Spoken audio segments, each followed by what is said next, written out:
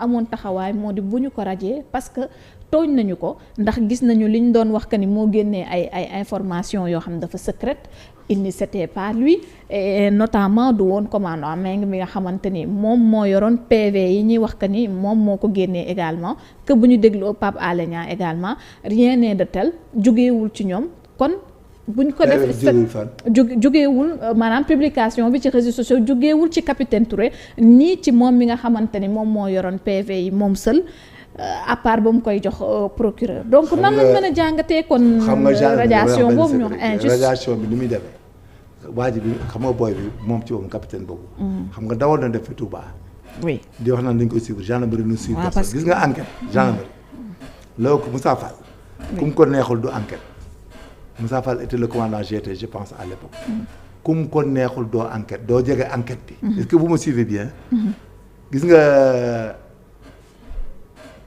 Talla kii comment l'appelle-t-on Talla le gars de Thiès là le gars de Thiès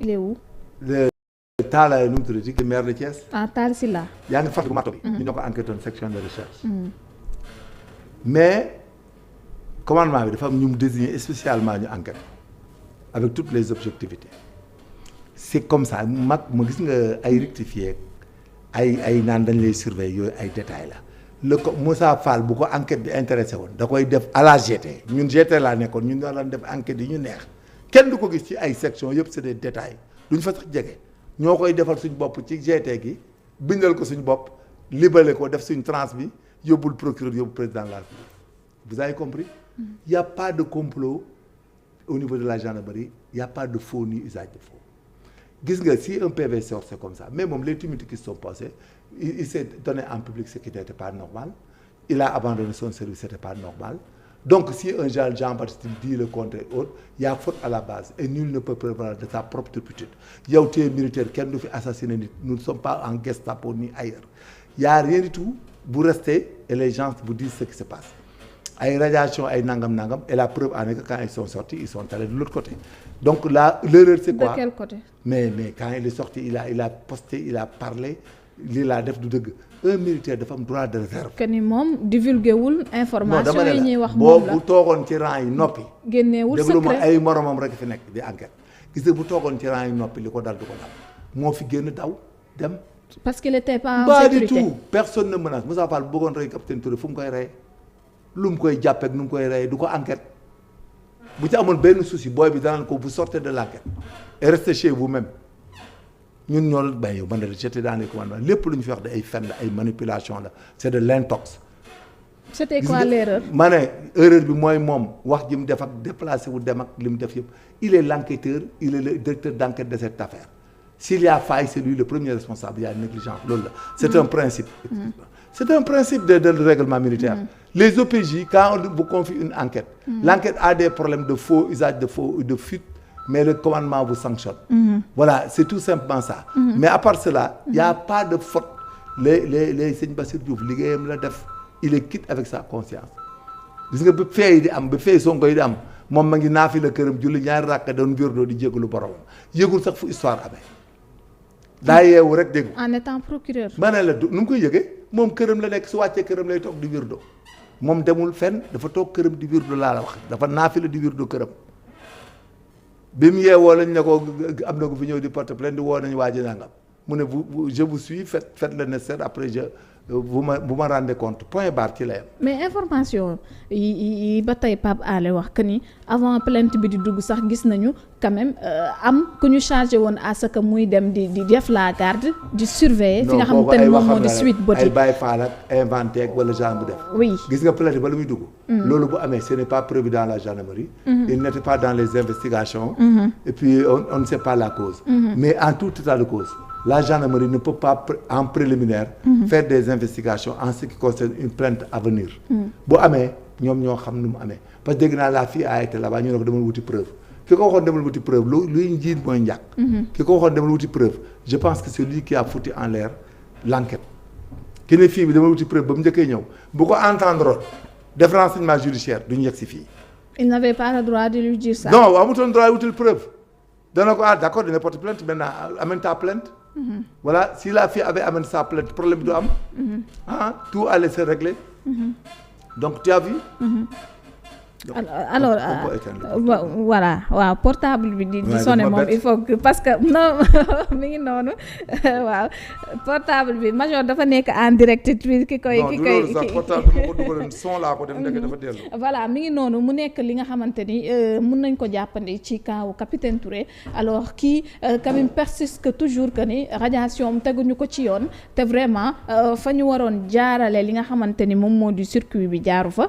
ndax daanaka selon ba tey ki nga xamante ni moom moo di PV bi ñu wax que ni loolu moom mooy déclaration wu ki nga xamante ni moom moo di capitaine Touré loolu la wane mais ñu dem ci leneen major mu nekk li nga xamante ni audition Ousmane Sonko auditionné nañ ko génn na wax na li nga xamante ni moom moo di question yañ ko posé nu mu duggee bureau Maham Diallo saafara yam fa fekk décrire na kooku lépp waaw est-ce qu'il avait quand même droit bi tey mu génn wax li nga xamante ni moom la sekk ak juge d'instruction bi ci biir bureau bi. Je dis directement la vérité quand on est convoqué dans un cabinet d'instruction qu'il soit les avocats moom ak keneen qui que soit bu ñu génnee dañu waroon rek ñoom jël seen stratégie noppi. Il ne devait jamais dire comment l'instruction s'est passée, le contenu bi kenn du ko woon wax et tout. Personne ne devait le dire, c'est pas décent. Et c'est pas orthodoxe même. ci niveau ñoom bi ñu nekk. C'est pas orthodoxe, je suis pas d'accord. Personne ne devait rien dire. On a été reçu par le juge, il nous a posé des questions, nous avons répondu à ces questions. C'est tout simplement ça. warul woon wax. Non, avocat yi war ñoo wax question di ko répéter. Sinon l'instruction est en secret. C'est Sonko lui-même qui a répété les questions. Avocat yi répété nañ. dégg naa même Siré di wax. Voilà, même les avocats ont parlé dégg naa même Siré di wax. C'était pas bon. Cela veut dire que finalement on peut abandonner la télé buy dellu instruction, c'est pas bon. Parce que y a l'histoire qui va revenir, qui va nous rattraper. Ça sera jurisprudentiel pour l'avenir du Sénégal.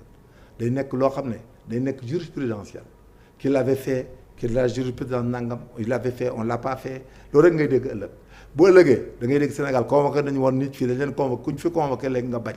kuñ fi jënd ndàngam nga ne xaw ma du ma répondre xam nga lu tax parce que nous sommes dans un état dont il y a le code pénal, le code de procédure pénale et tout donc les règles et les principes si nous les respectons plus mais cela veut dire que ça sera valable pour tout le monde et la vie les hommes quittent les institutions restent et leur fonctionnement aussi demeure. mais yoon est-ce que tënk na ko pour mu bañ a wax li nga xamante ni moom la mais mën na ci bañ a wax bu ko neexee. mais kenn tënk ko si. mais boobaa juge booy seet nu muy def ba contraindre ko wala mu jël moom mu jël ko comme charge wala mu bañ ko jël comme charge ça dépend du juge d'instruction Maham Diallo.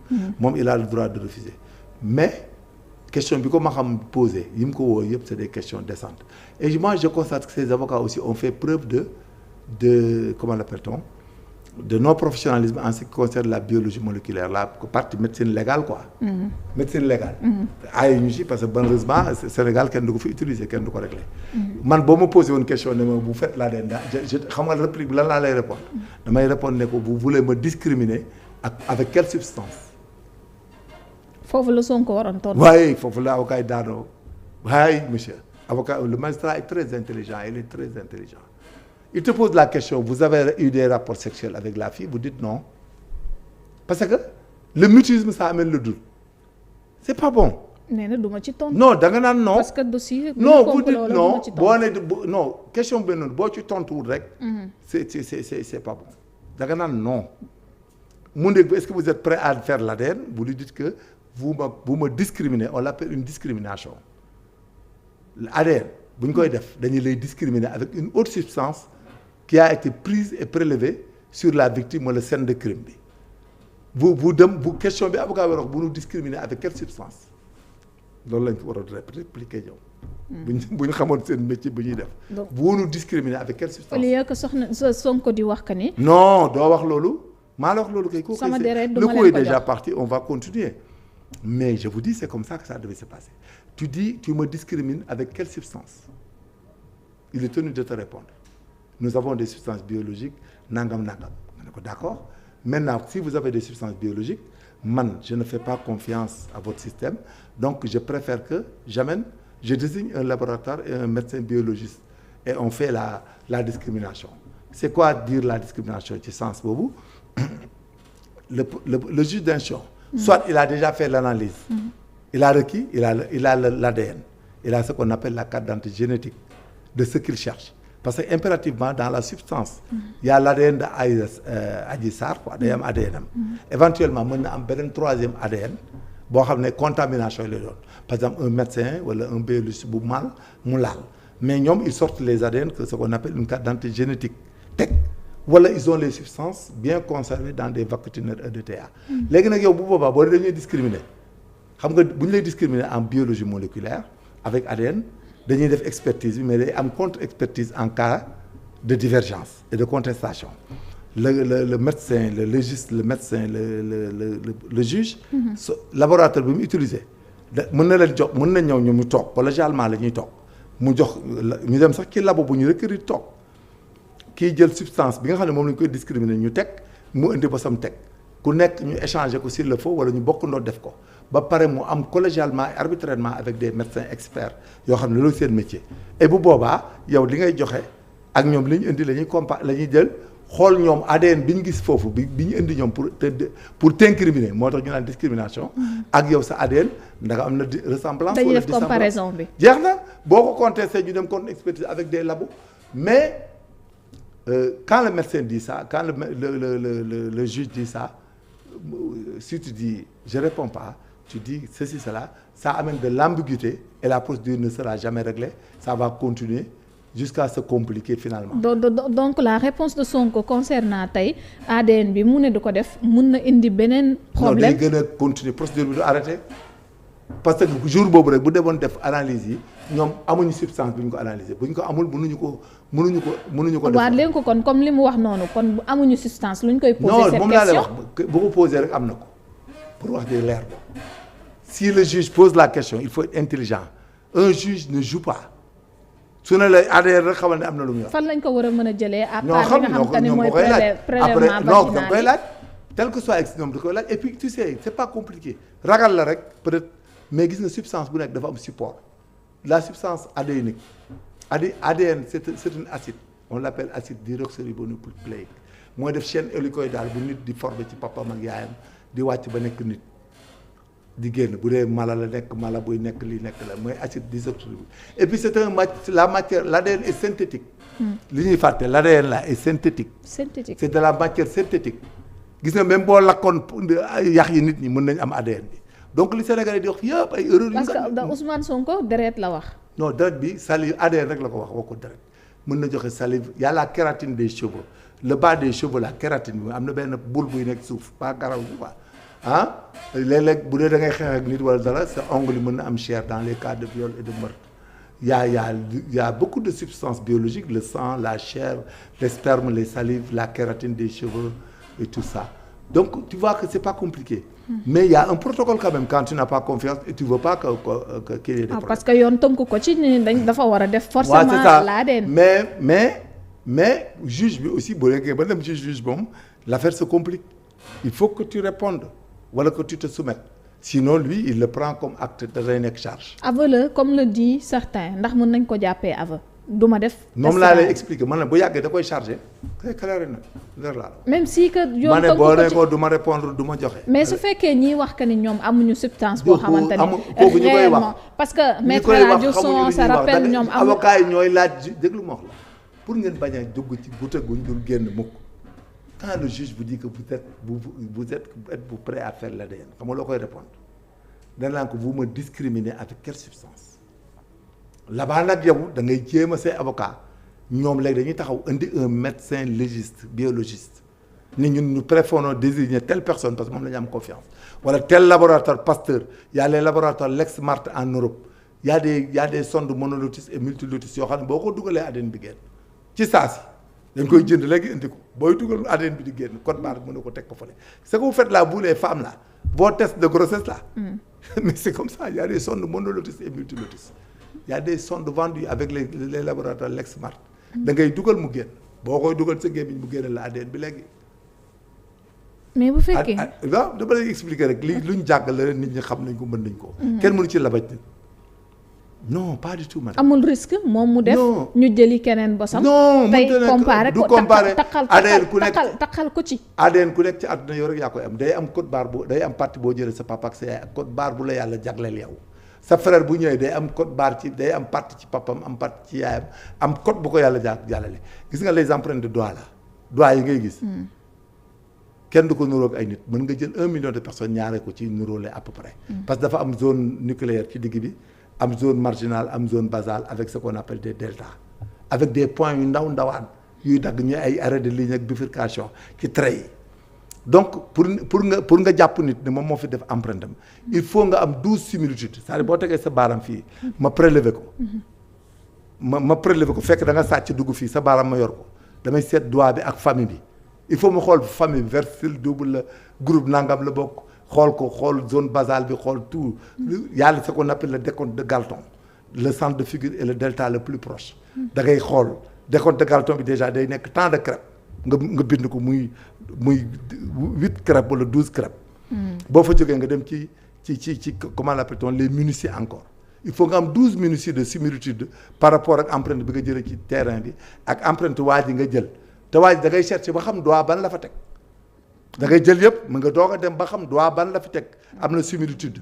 dañoo bokk famille bu ñu bokkee famille nag nga dem ci détails yi nga xool décompte de Galton bi xool minuties yi c'est-à-dire tout est appris en science c'est-à-dire nag aussi malheureusement quand vous êtes avec des gens qui sont pas de ces domaines qui ne savent pas les choses mais y a problème bu rëy wax ji day bari mais keroog ça pouvait se régler et dans la semaine là tout pouvait se faire ñu ne désolé madame le juge allait dire madame nous sommes désolés xam nga l'hypothèse là n'est pas des hypothèses de naan viol yow mën nga dem def ADN mais on ne trouve pas ton ADN et que c'est elle qui l'a présenté mais vous êtes disculpé léegi man mais voilà allez-y. je voulais juste savoir ndax que ADN bi supposons Ousmane Sonko defoon ko mën na prouver tey viol wala. non le viol c'est après le viol c'est la conjonction sexuelle contre le gré de la victime par truchement par violence. c'était quoi le but ça n'a rien à voir. xam nga yow bu nga ñëw xam nga tey bu ne ne non tey bu doon ku mel ni man ancien soldat bu mel ni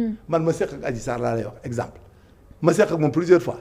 dama naan man aji yàgg nañoo seq mais keroog aw ma ak moom affaire wala ma ne dañoo seq mais amul benn résistance bu ma gis ba ñibbi xam nga exemple la. xam nga ça peut être aussi man damay taxaw ne ko dara dañoo seq sama waay la chaque fois dama fi ñëw ñuy régler jaaxal na ma sax li mu def point barre musuma ko violenté seen waa kër gi taxaw ci bunt bi bu doon exemple laa la jox mu ne bu doon kii mu yooxu mais xam nga loolu ku nekk ak seen niveau ak ni nga concevoir affaire ak circonstances yi ñu def moo tax kenn du accuser kenn. mais dans le cas où se trouve la situation actuelle là la meilleure des solutions c'est de l'élucider que le juge sorte les substances discriminatoires et que lui qu'il aille essayer de se confondre avec ces substances. léegi man damaa bëgg a xam ma ne ndax xam nga ADN bi kon mënul prouver que ni nit ki dafa viol wala violé. non ADN bi boo ko waaye mën naa prouver que ni. y a rapport waaw y a rapport. boobu waa nag yaay expliqué donc lan la fa doon ut par exemple question boobu ndax mën nga ñëw def. c'est logique parce que avant d'aller sur le viol. il faut que la présence de sperme de ce monsieur-là soit contenue dans ça xam nga le juge. il a sperme bi docteur bi nee na moom gisu ko. ci biir ma ne la Serigne Bassirou Gueye la tudd non. Serigne Bassirou le procureur de la République de Dakar. ok oui. il a donné à Ousmane Sonko toutes les chances de se défendre moo tax man bu ma déggee ñu koy tudd man dama naan ñii est-ce que fu ñu jógee Serigne Bass lui a donné toutes les chances tous les cas de viol au Sénégal ont été réglés par des circonstances. par des indices graves et concordants benn yeggu ci mu soo dégg fii kaaw viol fii ku ñu fi jàpp mu dem ADN c'est-à-dire que donc booy wax justice da nga naan gàcce ngaalama justice Sénégal y a pas de c'est des circonstances. est-ce que tamit absence d'élément tam ñoo wax ni expliqué wul ñu am dernier recours que ne nañ ko laaj madame y a ce qu'on appelle écoutez-moi bien gis nga li ñu naan tombé moo waral ay gaaf ce qu'on appelle en français la relation de cause à effet mooy la relation de cause à effet gis nga yow sa caméraman yi heureusement ñu ngi ñuy gis fii. xam nga heureusement ñu ngi may gis. c'est filmé. oui mais bu ñu fi bàyyi léegi nga génn ne léegi la majorité damaa taxaw mu di ma jéem a nangam léegi génn. mais madame du ma ci génn noonu. s'il y a pas de timing et de tout de suite y a pas de caméra y a personne ñu bañu fii. 30 minutes nga daw génn léegi rek accusé ma ñu ne mais major c'est pas la peine. wéet rek ay du mbedd nangam c'est-à-dire la Sénégal le cas de viol n'a été réglé que par des circonstances par des indices graves et concordants ce qu'on appelle la relation de cause à effet tu as été à tel endroit à telle heure, tu as été à tel endroit à tel x autre on t'a accusé cela veut dire quoi que nit ki da lay taqal léegi li mu wax bu dee dëgg la taqal na la bu dul dëgg la aussi da la doon jéem a taqal nga génn ci dem sa yoon mais il y a plusieurs personnes qui ont été victimes de ça ay taqal mais da ngay combattre directement parce que si tu refuses de combattre mais monsieur on t'accuse c'est clair et net il faut pas soo ko ne refuse pas de non il faut ba ne dama lay wax di ma xam ak di ma jàng loo xam ne ëllëg ñun moo ñuy jariñ pour le cas de Sénégal c'est pas un cas petit et à négliger monsieur Sonko peut être un jour président du Sénégal mais imaginez que lii cette affaire là l'attente là mais qui va le régler gis nga ñi ànd ak moom di réel ci télé yi nga Sonko bu ñëwee 6 mois gisuñu décret bu ñu leen nommé barke Xaadimu Rasuul da nga déggaat ñuy wax viol bi man maa la ko da nga ci dégg fukk yuy wax viol bi naan fii la nekkoon nangam ñu koy jàppale sénégalais laa la wax lu ñu la sabaral duñ ko tulli dañ lay fay abal dem gis nga bis bu ko réglé wu ñi mu àndal ñoo ko koy tuddal ba muy sàngoo suuf gis nga cette histoire là c'est notre intérêt à nous tous que l'affaire là soit résolue parce que des faits aussi graves on va pas se figer ci ay procureur ay Moussa Fall ak ay complot xam nga la thèse c'est quoi il y a une relation de cause à effet qui a fait que même qu'il y ait complot ou pas les faits sont constants parce que da nga présent à X heure à X temps la lutte c'est quoi c'est de se libérer par l'administration des éléments de preuve et de comparaison mooy ce que le juge cherche il cherche à décharger ou bien à charger si le juge là est suivi ma xam il a donné une aubaine s'ils font doucement mais je pense que s'ils étaient discrets rek la grosse erreur lañ commettre s'ils étaient discrets l'affaire allait se régler allait être élucidée ñan si waa Sonko yi waaw il devait rien dire bi ñu génnee et puis il devait dire au juge déggoo question yi mën a poser mais amatul secret loolu la ñu waxati parce c'est trop tard depuis le début moom tout est mais exposé c'est trop tard des deux côtés kaay ma wax la li mu waroon demee des deux côtés le juge n'a pas communiqué le parquet n'a pas communiqué Maham a des documents il est saisi une REP il a des documents avec lui il a fait son travail légalement et tout bu la poser question mënoo ko ñàkk a répondre yow c'est très simple yow li ñu lay jiñ complot la defoo ko mais ça veut dire que defoo ko. parce qu'il ne fait pas confiance tamit. non tu n'as pas compris da ngay nié ne defuma ko. bi mu jàkkaarloo selon lui da ngay suivre li may wax. yow bu dee dañ la complot nangam da nga naan defuma ko xaw ma lu mu woddoo mais mooy première réponse bi est-ce que vous avez eu des rapports ma ne mais man kii xaw ma ko tëddeewu ma ko xaw ma lu mu woddoo point barre mu ne la dans ce cas nous voulons que est-ce que vous êtes prêts à faire des tests ADN nga ne ko vous me confondez vous voulez me discriminer avec quelle substance mais s'il dit que nous avons des substances nangam mais da ngay indi say avocat ak say biologiste ngeen dem analyser ko loolooy dëgg gi de loolooy wax ji mu jeex lamb ji fermé comme ça ñu dem amuñu benn là-bas mën nga garantir sa bopp parce que da ngay désigner labo doo joxe daragum da nga naan ko vous nous discriminer avec quelle substance il faut que ñun sénégalais ñu ànd ak suñu xel ànd ak suñu dal léegi nag maintenant foofu l'affaire là est facile à régler si le juge n'a aucune substance pour te discriminer mais madame il peut pas te garder.